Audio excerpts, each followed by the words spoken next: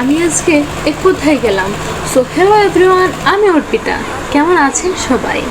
আজকে আমরা সবাই গিয়েছিলাম বিকালে তিতাস নদীর পাড়ে দেখার জন্য কৃষকরা কিভাবে তাদের সোনার ফসল ঘরে আনতেছে।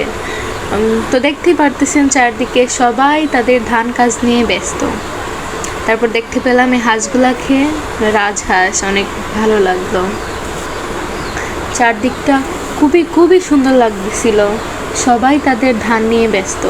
কেউ ধান ধলা করতেছে, তো কেউ ধান দিতেছে, আবার কেউ ধান সিদ্ধ করতেছে।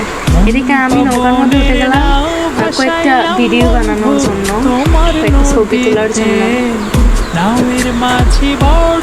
তো আজকে এই পর্যন্ত, দেখা হবে অন্য ভিডিওতে। ভালো থাকবেন, টাটা।